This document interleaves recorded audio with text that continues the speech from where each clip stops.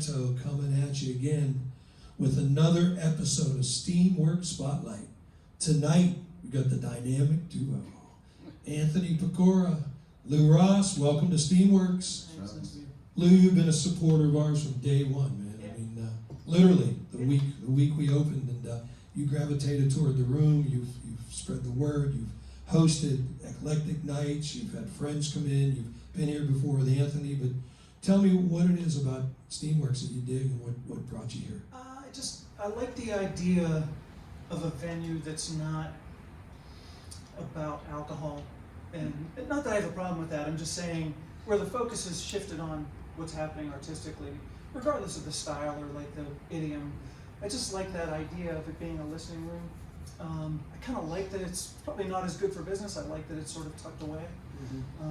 I like that part of it too, and I like that it's open to everything, from like the normal fare to shit like this. Yeah, shit like this. That's okay. Speaking of shit like this, I mean, we got a great bass player, great drummer. So Anthony, how did you guys create this somewhat abstract, if not, create this duo here? Well, I mean, so Lou and I played together off and on for the better part of like 15 years now, and we always kind of gravitated towards weirder music or non-traditional music, and so through all of that, playing with a group that I had done a lot of compositions for, and then a group that Lou had done a lot of compositions for that played simultaneously together, it just organically kind of, I think Lou probably brought it up and just said like, hey, let's just do a duo. Because I mean, I have a ton of pedals that you'll hear in a little bit, and that was always like, through our conversations, it was always very important to us that we played abstract or ambient or any type of non-traditional music. We really like that, and it's like important to us to kind of get that out, regardless of really what that sounds like.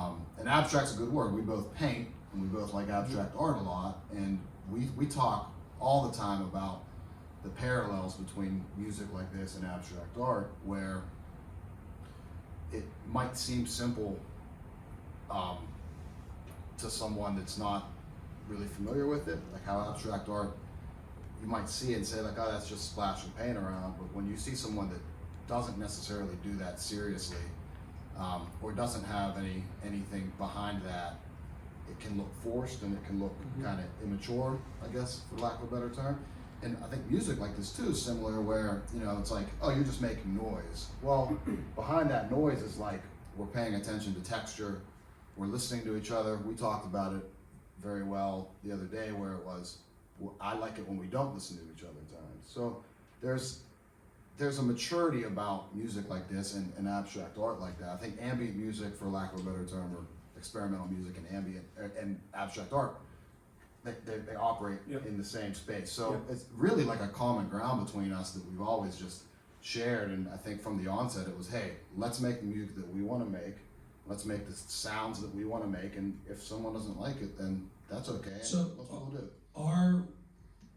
Are the performances you're gonna deliver tonight, are these performances actually written and structured? This one tonight Or is it more freelance? Is unique in that there's zero planning. We didn't do anything. Yeah. So purely, and that brings up an interesting point that to sort of dovetail what Anthony was saying. The challenge of this kind of music, it's actually the opposite, I think, of how the average person might interpret it. In that it presents challenges that music that's structured doesn't. In other words, if you're playing music that's structured, typical songful music versus chorus, bridges, stuff like that, you have a much more reliable expectation for what your action is going to produce. Whereas you have to rely on almost pure intuition to invent it in the moment. And in a lot of ways that's more challenging because you don't have those resources of these musical paradigms that have already been repeated and proven so many times. You don't have that reference point that is already on the canvas. It's risky. And whereas playing tunes, and I'm not slamming playing tunes, I do it all the time, but playing tunes isn't risky. You already know the audience expects a certain thing. You do what they expect, and there's an appreciation for it.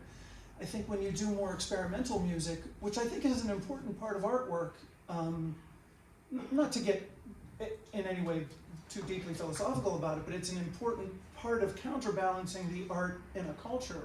So you don't get this overly commercialized thing where anything that isn't that is sort of relegated to, as Anthony said, sort of like dismissed as almost just noise. But I think that actually betrays more of a weakness in the observer than it does in the performer. Not that there's not bullshit abstract music, there is, but when it's done thoughtfully, I think when people certainly aren't obligated to like it, but I think when they're dismissive of it, it actually, I think it unveils sort of a hole in their sort of aptitudes as an observer more than it actually comments intelligently on You know, music. Anthony brought up something earlier in the discussion that experience I had personally. When my son was in high school, he became a big Jackson Pollock fan, if you will. Yeah. And we watched the movie together, and it was cool, and the movie was, you know, The Ed Harris movie? splash. Yeah, it's Yeah, fabulous, great right? movie. Yeah. Great movie, Ed Harris. Mhm.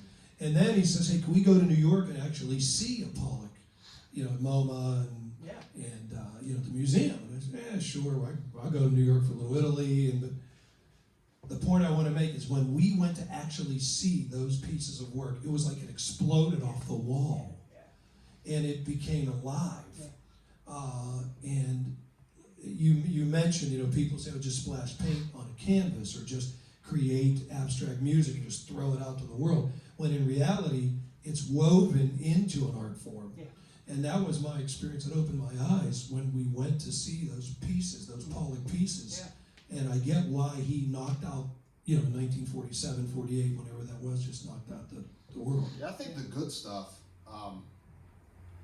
whether it's music or art or literature or whatever, anything that isn't seen as traditional, all the good stuff of that is generally backed by something rooted very much in tradition. Like Lou said, like he plays tunes, I play tunes. We were in a cover band together, Sure. just doing covers. So like everything that I'm gonna play and he's gonna play, like it's rooted in very traditional music. I mean, that's where the skill set comes from. But then it's like, how do you adapt that, or you know, how do you transform that a little bit? You use those real skills or whatever, you know, to like make something else. Well, foundational skills. Yeah, so it's like We call them I that. went to art school and like have like a traditional background in art, Right. but like I prefer to do things that really is emotion on canvas. And music, it's like this is like emotion out there.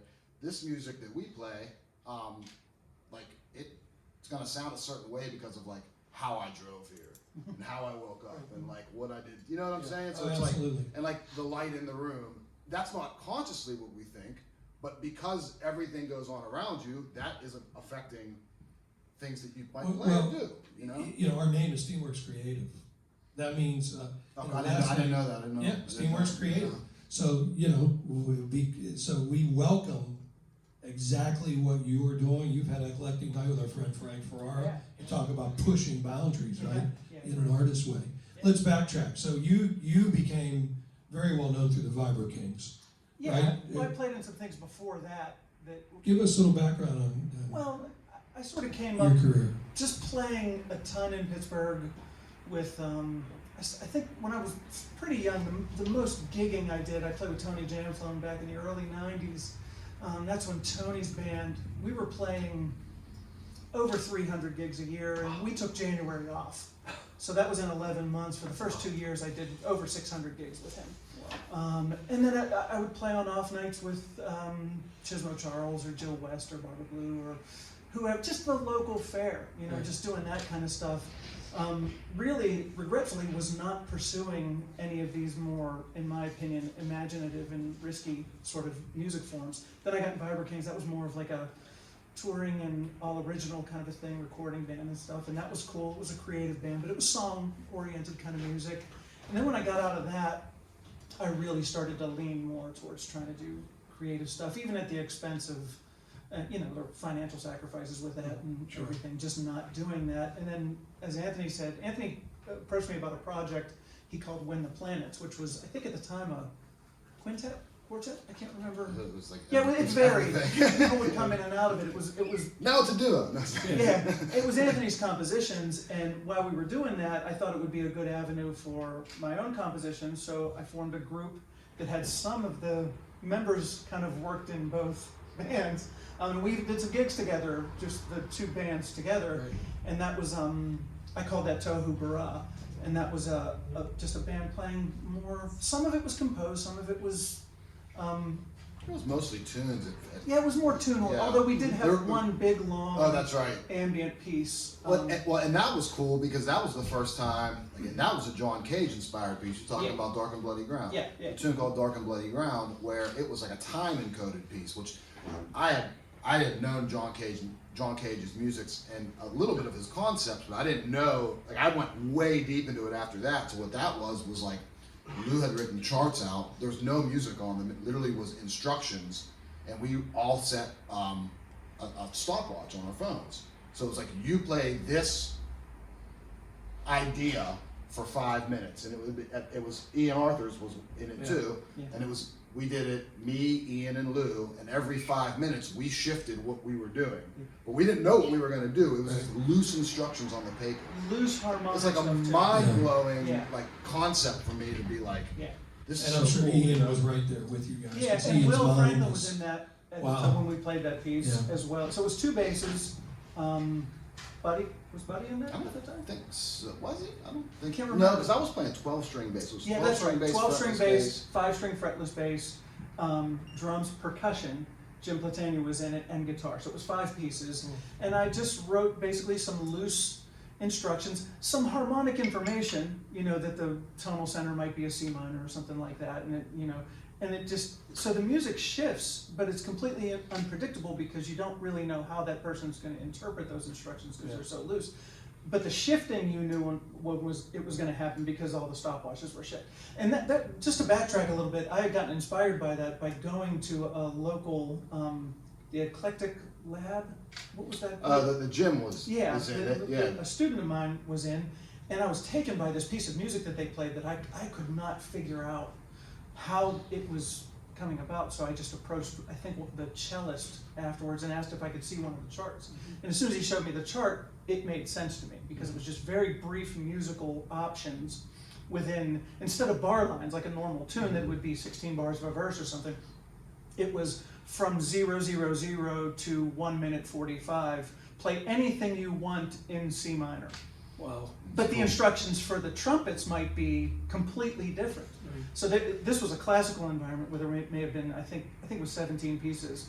So it was sections interpreting this information. But then these shifts would occur and you had no insight as to how it possibly happened because there's no beat or any sort of, there's no conductor, none of that kind of stuff. So I just tried to put it into a small group kind of a environment, and I've written a couple pieces like that.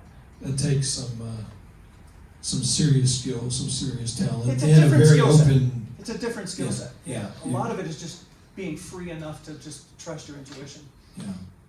And that's what we're going to hear tonight, right? I mean, We're gonna wing it. yeah. Yeah, we're just gonna try to create Yeah, I some, think create some music. it's funny. We got together the other night just to like.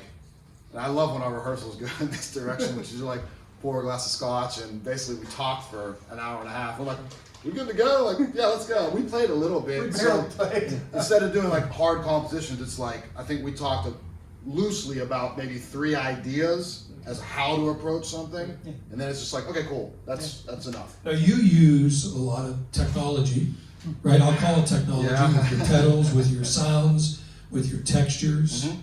I mean, your bass turns into all kinds of instrumentation, and I assume you've been experimenting with that for a long time. Yeah, I think that I always liked pedals, even when I was playing in traditional bands. I always liked having a pedal or two. I think whenever, going back to when Lou and I started making creative music together, I really went like way deep into it. And a lot of my bass heroes are really into that. And it's always nice to just make a different sound come out. But yeah, it was for the better part of, I'd say 15 years now, it's been a constant exploration of like, okay, I've bought and sold so many pedals now just to try and make some sounds. Some stick, some don't, but it's just paints. They're like Yeah. paints, you know what I mean? Yeah. Different textures, you know. That's what's cool. Yeah. We also want to thank Pittsburgh Drum Exchange Oh, thanks. for supporting Band Together Pittsburgh. No, we appreciate you. Yeah, no, you've been great. You've helped us get our kids some great opportunities with drums and equipment. You've supported us here at Steamworks, so it's a direct plug. Pittsburgh Drum Exchange, Lou Ross, go there now. So, well, we're thrilled to have you guys. Really, Yeah, thanks. we love it, and I think the audience is going to enjoy this performance. They're going to enjoy this film. Hopefully, they enjoy this conversation.